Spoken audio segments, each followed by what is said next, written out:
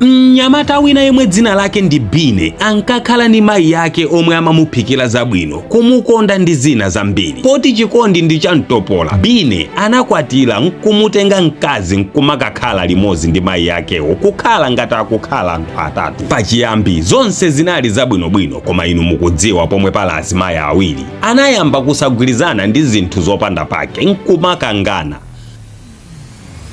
Ndipo mpongoziyu anayamba kudana ndi mayi yake a Bine. Tsiku lina Bine anabwera kuchokera kumunda ali otopa, ndipo anauza mkazi wake kuti akayike madzi osamba, koma mkazi osayankha. Ndikulankhula ndiwe Fane, ndati ukandiyikire madzi nkasambe. Mkazibe osafuna kuyankha, nanga chakudya chili kuti Fane ndili ndi njala munthune. Fane ali chete. Bine anapita pafupi naye nati, nchifukwa chani sukundiyankha pomwe ndikukulankhula? Ndipo Fane anayamba kulira nati, vuto ndi mayi yako Bine, amandida amangokalipa zina zilizonse, amati ndine waulesi. Ati nchifukwa chani unandikwatira ine ndi zina zambiri, ndipo sindikufuna kukhala limodzinso ndi mayi yako. Bine anamuyang'ana Fane, anali mkazi wokongola kwambiri. Bine nati, mkazi wanga ndimakukonda, tayeserabe ukhale nawo mayi yanga mwaubwino. Ukudziwa kale ndi okalamba kwambiri, udziwamvesesa. Tangondibweresera zokudya ineyo ndidye, zinazo tikambiranabe ndili ndi njala. Palibe chokudya, sindingaphike mzimayi ameneyu ali m'nyumba muno. Panga ichi, panga icho, ichi nchabwino, ichi nchoyipa, amateno nthawi zonse, ndipo ine sindingakwanise izizi, anateno Fane pomuuza Bine. Ndiye ndingatani poti ndi mayi yanga? Iyi ndi nyumba yawo, palibe komwe ndingawathamangisire mayi yanga, anayankha choncho Bine. Ndiye usankhe mwa mmodzi pakati pa ine ndi mayi yakowa, siungakhale ndi ife tonsefe pamodzi. Usiku umenewu Bine sanagone kuganizira, ndipange bwanji pamene papa, ndisankha bwanji pakati pa mkazi wanga ndi mayi yanga.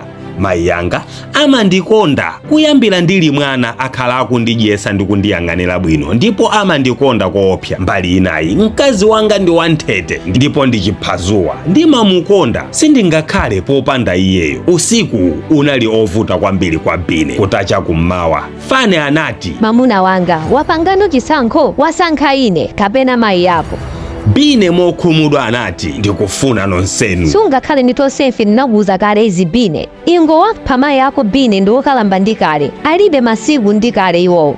Koma ine ndikadali mtsikana, uzakhala nane kwa nthawi yayitali, ndipo ndimakukonda, timakondana, tizakhala ndi ananso kumakhala. Kuwapha mayi yanga? Ndiwe wotani kunena zimenezi? Waganiza bwanji Fane?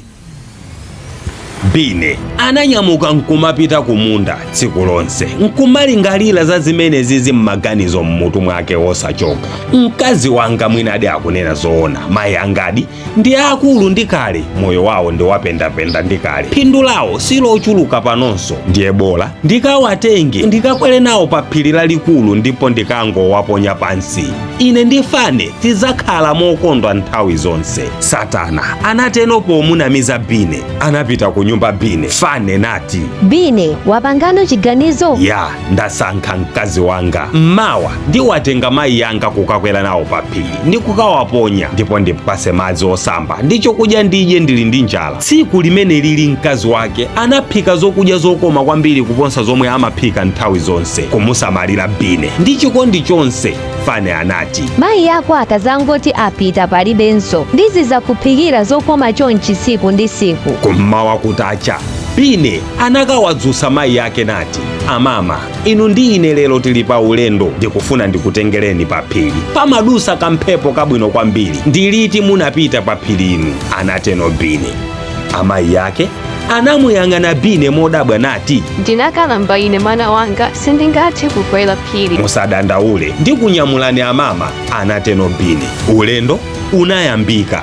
Bine atabereka mayi yake kukwera zitunda zopweteka, ndipo mayi anati, ndiwe wabwino mwana wanga, chibwerere ndi kuphiri ine ndikale ndili mtsikana. Bine sanayankhe kanthu, maso palemba, kukwera zitunda, kuponda miyala, kukhota kukwera, mpaka anafika pamwamba pa phiri lalitali. Ndipo mayi yake anayima pamwambapo nati, mwana wanga Bine, ndikudziwa zomwe ukufuna kuchita, koma usanapange chiganizochi chikayimisa apo pali mtengopo cholinga choti ukamakankha ukagwire mtengo chifukwa apa mwangozi mwina iwenso utakuterera ndikugweranso limodzi ndine ndiyese ndikufuna kuti iwenso ufe nawo. Bine anakhala chete ndi mawu awawa nati, amama mati mukuziwa china chilichonse chomwe ndikufuna kupanga, koma still muli ndi chikondi chondifunirabe zabwino bwanji kuti ndisafe chonsecho mukuziwa zoti ndikufuna kukuphani. Mayi anamwetulira nati, mwana wanga, mayi ndi omwe amadziwa chikondi chenicheni pa mwana wake. Tsiku lina ukadzakhala ndi mwana ndipomwe utazamvesese za chikondi cha kholo pa mwana. Bine anakhala pansi mothodwa, sonzi italemberera m'maso mwake nazifunsa yekha nati, kodi mkazi wanga angandikonde ine chonchi even though atadziwa zoti ndikufuna kumupha? Yekha anaziyankha nati, ayi mayi yanga ndi best. Chikondi chawo chosafanana ndi cha wina aliyense m'moyo muno. Mkazi wanga ndi omwe ali oyipisisa pondipatsa maganizo oti ndiphe munthu yemwe ali ndi chikondi chenicheni pa ine. Ndipo pa chifukwa ichi ndikhala ndi mayi yanga ndipo fane akapakire azipita. Changu Bine anabereka mayi yake nkubwerera nawo ku nyumba kukamuuza fane pompo anyamuka azipita, iye nkumakhala ndi mayi yake mokondwa kwa zaka zambiri. Phunziro la nkhani ndiloti chikondi chenicheni sichikhala ndi nyengo komanso sichapendapenda, chomwe nthawi zambiri chimapezeka mwa makolo. Chikondi cha mayi makamaka chimakhala cholimba choti olo utadya blanda yokula bwanji mayi amakutetezabe ndi kukhala mbali yako. Chonde anzathu omwe mukadali ndi makolo, sangalalani ndi chikondi chawo powachitira zabwino ndi kuwaonetsera chikondi chochuluka mpaka kufikira pomwe adzapume mpweya wawo omaliza. Osayiwala kutipanga support ife a Dean Studios kuti maphunziro ngati awawa azikupezanibe kutsogoloku.